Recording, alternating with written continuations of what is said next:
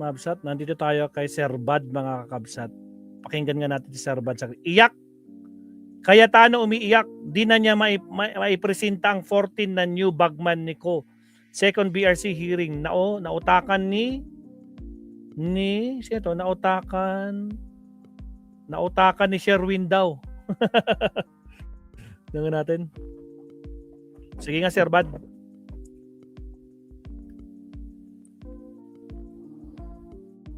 Si Rodante Marcoleta at si Senate Fake Blue Ribbon Committee Chair Pia Cayetano and another Senate Blue Ribbon Subcommittee Chair na si Rodante Marcoleta dahil hindi na matutuloy yung second hearing ng Blue Ribbon Committee Subcommittee dahil nga parang may de facto lockdown na nga ang Senado at ang Senate President pro tempore na si Sherwin Gatchalian ay hinihingi or hinimok ang mga kasamahan niya na mag-work from home na lang. Sayang, ha? Scheduled pa naman sana as already announced by Attorney Levy Baligon na sabay rin humahagulgol ngayon na dyan sila sa second hearing ng Blue Ribbon maipresenta yung panibagong bagman or panibagong mga kargadores. Meron sila 14 daw na panibagong kargadores. Meron sila 14 na mga dating empleyado at security personnel daw. Baka ito hindi na Marines. Baka Navy na kasi gas-gas na yung Marines. At ang tawag dito mga Marintes. So mukhang totoo man o hindi ang threat dyan sa Senado as explained by or as earlier confirmed by Senator Ping Lacson, Tito Soto and also yung Camp Crame officials. Totoo man yan o hindi yung sinasabing threat na yan mukhang nautakan ng grupo nila Sherwin Gatchalian itong sila Cayetano. Kumbaga nawalan sila ng plataforma para ipresenta yung 14 na naman. So ibig sabihin, meron na naman baka dyan sa 14 kasama na si Bat, ha?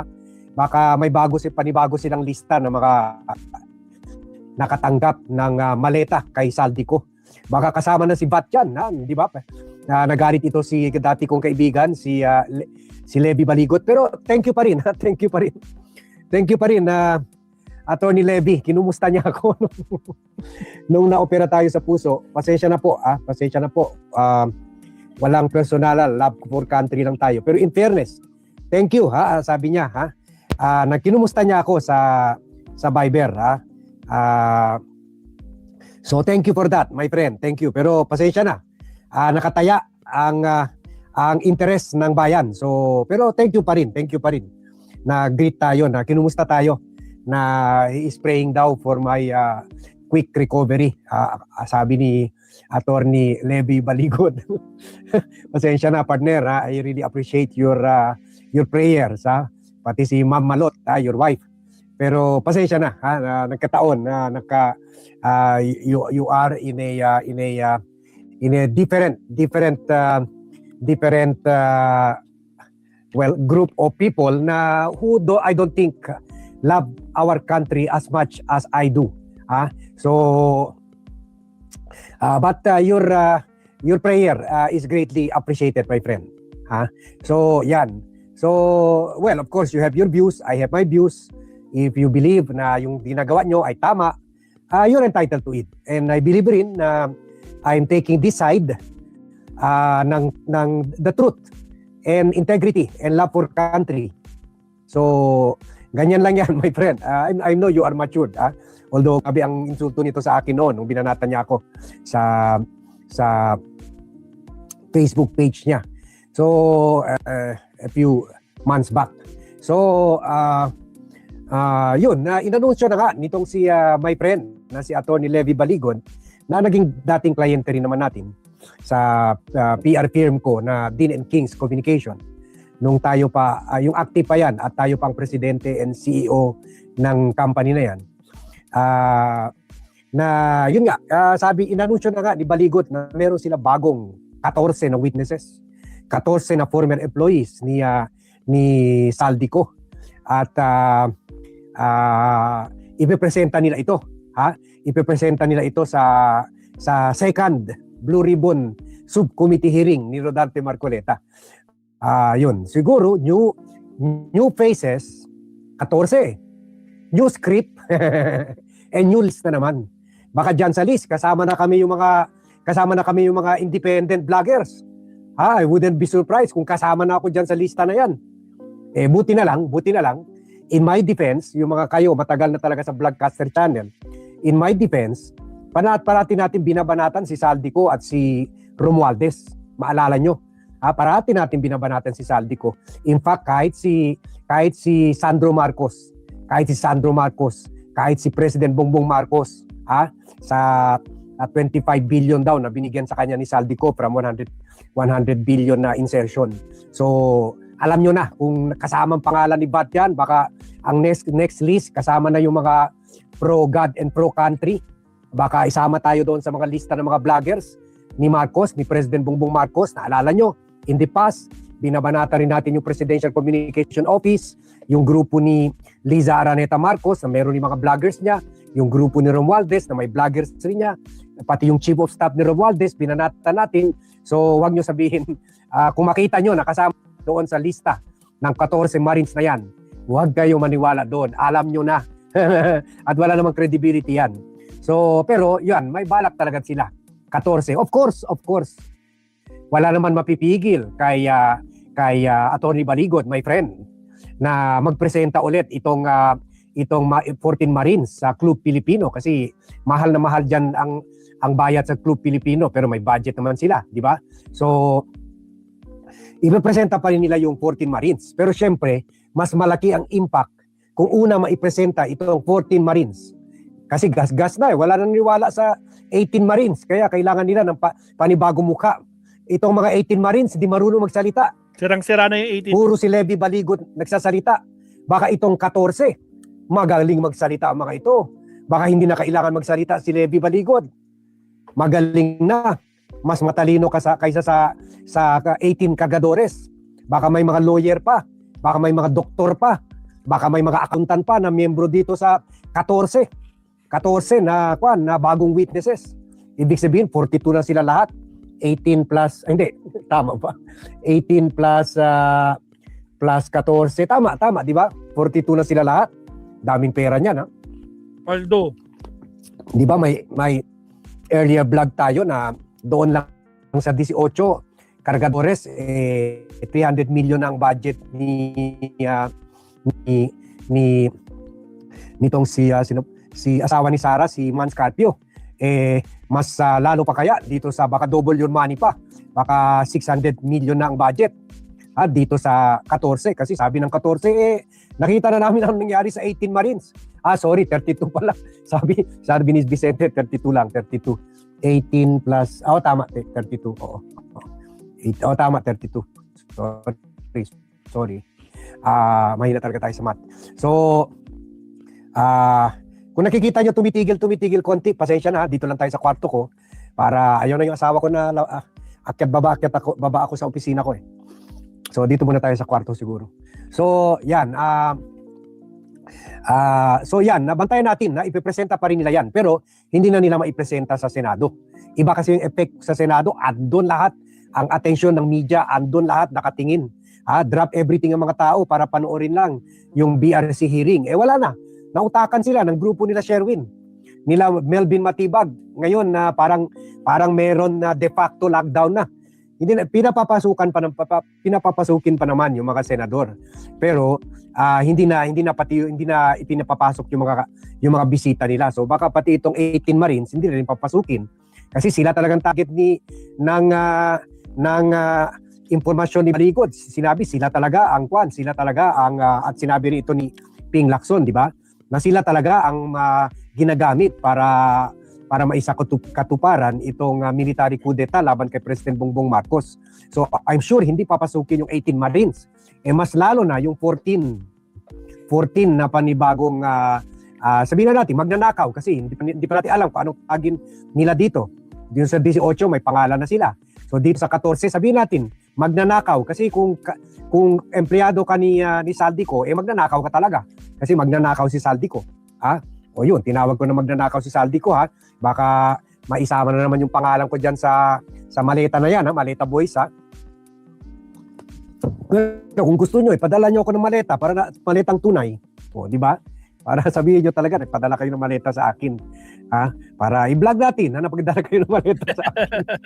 Okay. So, kaya itong si Alan Peter Cayetano ay umiiyak. Bakit naman? Sabi niya clearly partisan daw o yung bias daw talaga itong NBI, ha? At hindi daw credible ang threat. Sabi niya, pinagdududahan pa niya ang threat. Sabi niya, sabi pa ni Alan sa press statement, hindi na siya nag-video conference kasi tinatawag na siya na online selling. Talo pa niya yung mga online sellers. Natatakot na yung mga online seller, mawawalan ng negosyo dahil kay Alan Cayetano. Kaya naglabas na siya ng statement. Sabi niya, if the threat is credible, then every senator, every member of the secretariat, and every individual who works within these walls deserves to be informed and protected. So dapat daw ma-inform lahat. Na-inform naman ni Matibag yung mga senador, kaso wala ka eh. Di ba na-inform sila nung last hearing, yung tinigil muna yung nag-break muna sa hearing. Sabi pa ni Alan, why was this information shared with some senators and not others? What is the nature of the threat? Who assess it? On what evidence? Ano daw ebidensya? Yung ebidensya, sabi nga ni Ping Lacson, yung nagpapunta kayo doon ng 18 Marines. Pasensya na. Apology sa Marines. Hindi pala ito mga Marines. Mga kwan pala ito. Marites. 18 magnanakaw. Madagdagan ng 14 magnanakaw. So, inimbita naman kayo pumunta sa Blue Ribbon. Hindi kayo pumunta. So, hindi kayo na-inform. Ha? At sabi ni Alan, a clearly partisan NBI that was itself a party to violence within these walls cannot credibly appoint itself the guardian of our safety. So hanggang ngayon, masama pang loob niya dito sa NBI. Ito ang sinisisi niya na nanggulo daw sa NBI. Sino ba unang nagpaputok sa mga butiki at sa mga lamog? Kundi yung bata mo si Aplaska. Ha? So yan. At sino ba nagpapasok? Nagpadala ng sasakyan kay Bato de la Rosa, kung hindi kayo rin. sila din naglolokohan. At tinatkuan pa niya, kine-question pa niya yung right or competence ng NBI para batayin ang Senado. O, tingnan mo, karma ka talaga. Nung kayo nandyan, hindi makaporma ang NBI. Ngayon, nandyan ang NBI, kayo hindi makaporma. O, di ba? Di karma, So, sabi ni Cayetano, since when has the NBI been the lead agency on matters of national intelligence and security? Where in all of these are the armed forces of the Philippines and the Philippine National Police? The institutions actually mandated to assess and respond to threats of this nature. Nandiyan naman kasama yung AFP, kaya nga may mga Marines dyan. Di ba? Sila yung pinalock and load ni Mau Aplaska. At andyan din naman yung PNP, kaya nga pumunta dyan si John V. Cremulya. Yun lang, ngayon kasama na yung NBI. Kasama na yung NBI. Sabi ni Alan, these are not partisan questions. They are questions of governance, which is why we should never take such information at face value. We establish the facts first. Yun. Hindi siya naniniwala sa impormasyon ng NBI. Pero ako naniniwala ako sa impormasyon ng NBI. Balak nyo talaga gamitin yung 18 bagman or 18 cargadores para magkudeta. So ngayon, umiiyak kayo dahil syempre, kwan lang yun, first part lang yun ng drama nyo. First part lang yun ng script nyo, lalabas sila sa press con and then mag-appear sila sa Blue Ribbon Committee. Ngayon, meron na kayo pinaplano, kasi gas-gas na, wala na silang masabi. At hindi rin takot rin sila lumantad sa hearing ni Erwin Tulfo. Kaya ngayon, magpipresenta kayo ng bago. Baka yung 14 na yan, mga kwan na yan, mga doktor na yan, baka meron pa mga vloggers, mga journalista dyan na magaling magsalita.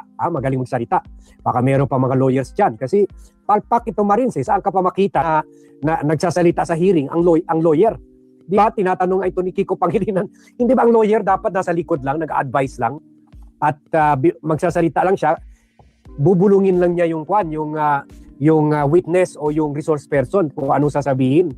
Pero hindi siya allowed magsalita, di ba? Kahit si Topacio, hindi pinapasalita, bihira lang kung nung umattend siya ng mga hearing ni Kibuloy, or ibang mga resource persons. So yan, kaya hindi na siguro nila gagamitin itong 18 kargadores na to. May 14 na bago. Baka ito naman 14, magaling na magsalita kasi mahaba-haba panahon para mag-practice sila. Kahit babalik-balik ta rin mo yung mga tanong, ganoon pa rin. So, pero kung ako ang Blue Ribbon, kung mag-resume na, kung wala na yung threat at mag-resume na yung hearing kasi pwede rin ang ginagawa ng mga majority ay para hindi maipresenta itong 14 Marines sa drama nila dyan sa Senado, nila Alan Pete Cayetano, sa Peking Blue Ribbon Committee, baka hinihintay muna nila Sherwin na mabuo yung 13 nila para matanggal na talaga nila. Para hindi na talaga makaporma. Wala na talaga sa Blue Ribbon si Pia Cayetano. Wala na talaga sa Blue Ribbon sa subcommittee ng Blue Ribbon si Marcoleta. So pwede na nila itutuloy itong hearing, tunay na hearing sa flood control. Pero kung ako sa inyo, wag na imbitahin itong 14 Marines. Yung 18 Marines, hindi naman umattend. So pati yung 14, wag nyo na bigyan ng plataforma ito. Wag nyo nang bigyan ng pagkakataon magsalita pa mga ito. Okay, nakikita ko medyo pangit ng signal. So hanggang dyan na lang muna tayo. Kwan lang ito, dagdag informasyon sa mga developments dyan sa Senado na hindi naman naka-lockdown pero parang lockdown na rin yung security arrangement dyan. So totoo man o hindi. Alright, sa mga bagong pasok dyan, Mapsat, huwag kalimutang mag-like and subscribe. Na may threat ang Senado, one thing is clear, nautakan, na-checkmate nila Alan, nila Ping Lacson, nila Matibag, nila Sherwin Gatchalian, itong kampo ng mga DDS. They did not see it coming. Hindi nila naisip na gagawin yan nila Sherwin Gatchalian, yung mag-float yung threat na yan, totoo man o hindi. Pero baka totoo naman, okay? Pero one thing is clear, walang second hearing ng Peking Blue Ribbon Subcommittee ni illegitimate Blue Ribbon Subcommittee ni Marcoleta, Alan Peter, ni Marcoleta at wala na rin presentation dyan ng 14 Marintes. So dahil dyan, expect tayo any day now, baka magpe-press ko na lang si Bigot, ipepresenta yung 14 panibagong kargadores. Alright. Sino kaya ang nasa panibagong lista? Sino kaya nandyan sa panibagong recipient ng maleta daw? Alright, salamat, Sir Bad. Thank you, Sir Bad. Punta naman natin si Attorney Claire, mga kabsat. Sir Leonardo, bisita natin si Attorney Claire. Countdown muna tayo, kabsat. Here we go.